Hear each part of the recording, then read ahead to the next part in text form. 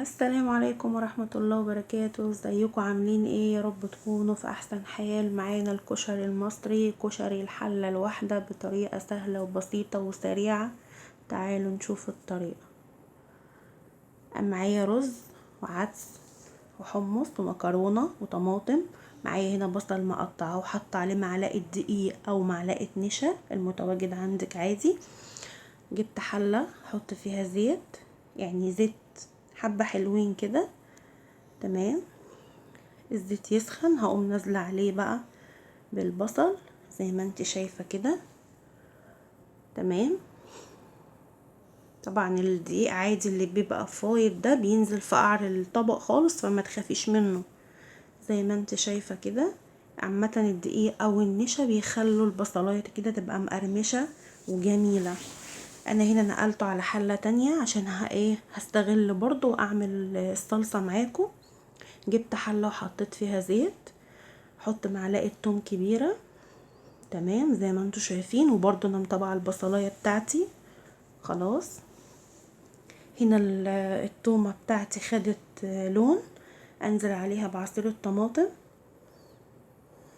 ماشي زي ما انت شايفه. بعد كده هنزل عليها بقى بالملح. احط معلقتين خل، على فكره الخل بيديها طعم حلو جدا وريحه حلوه على فكره. ماشي كده بقى خلصتها، هقفل عليها واسيبها تغلي وانا مطبعه البصله بتاعتي. هنا البصلايه بقى خدت اللون اللي انا عايزاه، خدت الكميه اللي انا عايزاها، والباقي بقى حطيت عليه ميه. تمام. جبت بقى هنا الكمون وملح وكزبره، كزبره ناشفه. تمام. وهسيبها بقى تغلي. هنا بقى الطماطم كانت بتغلي برضو، الميه بتاعتي بقى غليت بتاعه الكشري. انزل بقى بالعدس زي ما انت شايفه كده. تمام. بعد كده انزل بقى بالرز، الكمية على فكرة اللي انتوا عايزينها. هنا بقى معايا مكرونة قلم ومكرونة سباجيتي، انت بقى اي نوع انت تحبيه وتفضليه عادي، يعني مش شرط يكون الانواع دي، اي نوع انت عايزاه. تمام. انا بقى هنا هقلبهم كده تقليبة، خلاص، بحيث ان كل حاجة تتقلب في بعضيها كده. بعد كده هغطيهم بقى واسيبهم يغلوا. تمام. هنا بقى عندي حلة هعمل بقى الحمص. شوفي طريقة الحمص دي على فكرة هيعجبك الطعم جدا، اعمليه بنفس الطريقة. عندي بقى حلة فيها زيت، نزلت ببصلاية كده صغيرة زي ما انت شايفة، يا دوبك بس هقلبها تقلبتين كده.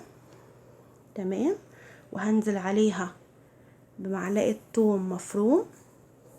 ماشي زي ما انت شايفة. اخليهم بقى يتبالوا مع بعض كده لحد الريحة بتاعتهم ما تطلع. انزل بقى بطماطمايه معايا مبشورة. خلاص. واديهم كده تقلبتين مع بعض، اقوم نازله بقى بالحمص بتاعي، طبعا منقوع ساعتين ومغسول كويس جدا.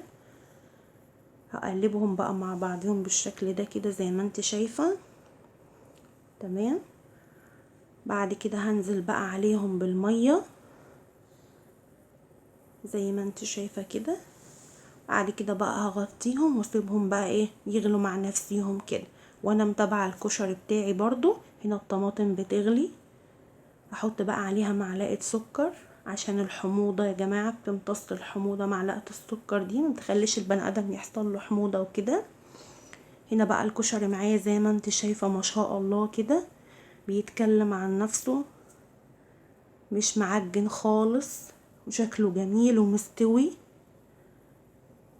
كل حاجه كده لوحديها. وادي الرزايه برضو زي ما انت شايفه، ما تخافيش منه على فكره، والله اختراع تحفه بجد. طبعا انا بقى هنا هقفل عليه عشان بالظبط عايز دقيقة. جيت بقى الحمص بتاعي زي ما انت شايفة، حط بقى عليه الكمون واحط عليه الملح. تمام كده. وبرضه هغطي عليه ياخد غلوة بسيطة كده، وبعد كده هطفي عليه. هنا بقى الكشري كان استوى وغطيته، وهربت الغطا سنة بسيطة كده عشان خاطر البخار يطلع منه، لان هو مستوي كده سوا كويس زي ما انت شايفة قدام منك كده.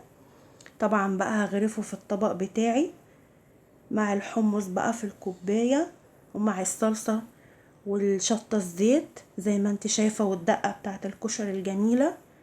ويا رب يكون الفيديو عجبكم ونال اعجابكم. ما تنسوش بقى اللايك والشير والاشتراك في القناة، واشوفكم ان شاء الله في فيديو جديد. السلام عليكم.